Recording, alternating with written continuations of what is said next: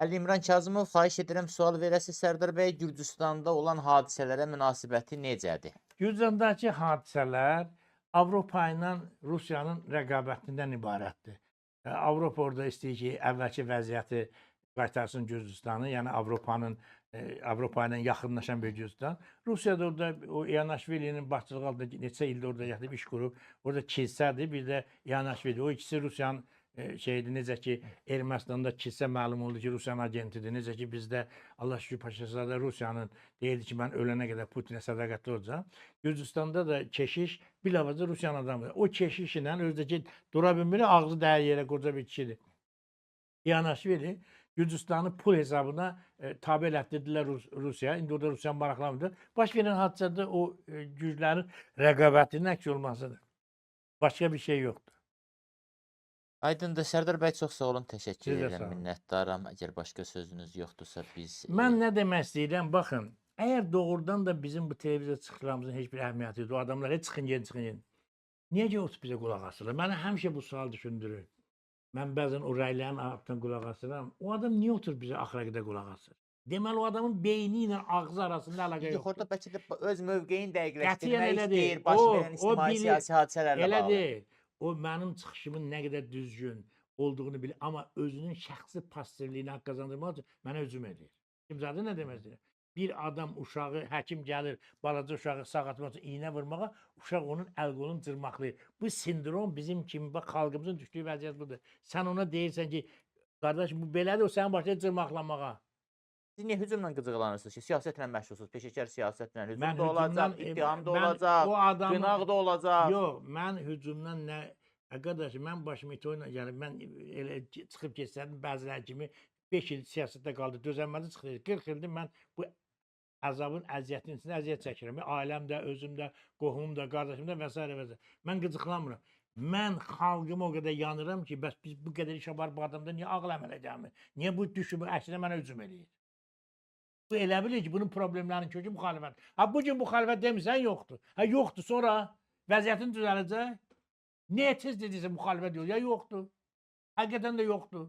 Ha, sonra düzələcək vəziyyəti. Bəyəm sənin bugün acınacaqlı vəziyyətə düşməyin səbəbi müxalifət ya iqtidar. Ha, bir kəlmədə iqtidar haqqında danışsa, cəsarətin varsa. Ona görə də, bax, mən deyirəm ki, Azərbaycanda bir nömrəli problem şuur problemidir. Marks da deyirdi ki, əvvəlcə şuur, ondan sonra məişət. Və İnqə də deyir ki, inqilab ağıllarda olacaq, beyində olacaq. Beyində olmayan inqilab heç vaxt xalqa heç nə verə bilməz. Bizim apardığımız işin mahiyyəti beyinlərdə çevriliş eləməlidir, küçələrdə yox. Beyinlərdə çevriliş olsa, adamlarımız özlərini vətəndaş kimi dərk eləsə, Azərbaycanda vəziyyət bir dəqiqə içində düzələcək. Heç ehtiyac olmayacaq küçəyə çıxmağa, ehtiyac olmayacaq tutaq ki, dartışmağa. Amma hətta o meydana bu günə qədər çıxartdığımız adamların beynində belə biz inqilab eləyə bilməmişdik. Onlar elə beyinlərində başqa bir fikir var idi, apardıqları mübarizə. Demokratiya uğrunda mübarizə aparıram deyirdi, ancaq beynində antidemokratik düşüncələr satdı. Qoy əlimə fürsət düşsün, mən bu polis rəisinin anasını alacağam. Qoy əlimə fürsət düşsün, gedəcək filan nazirin villasını mən götürəcəm. Açıq şəkildə bunu deyən ətrafında müxalifət liderləri var idi ki, bizim partiyanın üzvləri varlıların evlərini nişan alıb. Bircə baca ara qaçacaq ki, bunlar evlər. Mən deyirəm, bunda nə fərq oldu elə? Öyle qoy o adam yaşayır, qoy ya orada sən yaşa, ya Həsənqulu yaşasın. Hə, bu çox ciddi bir məsələdir, Mahir bəy.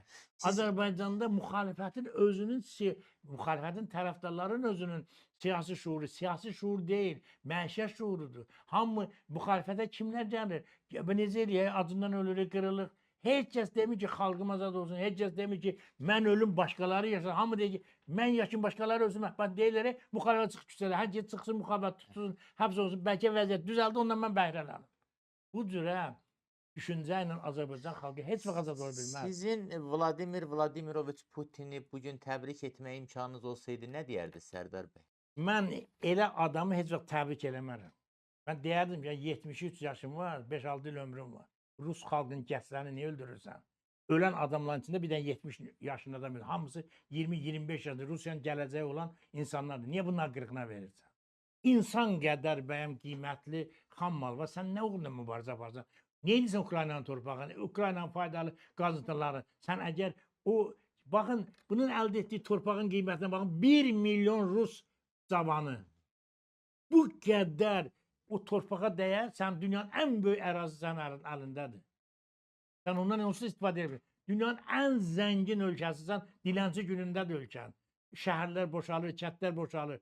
Sən indi Ukrayna niyə torpaqlarını qatıb özü tay eləmək istəyirsən? Sənin problemin torpağın azlığında deyil. Sənin problemin sənin idarəçilik şuurundan, təfəkküründən asılıdır ki, sən özün dünyanın ən böyük korrupsionerlərdən birisən. Çox sağ olun, təşəkkür edirəm, Sağ olun. Mən minnətdaram də sizə Sərdar təşəkkür bəy. edirəm. Siz də sağ olun, hörmətli Hürriyyət TV tamaşaçıları.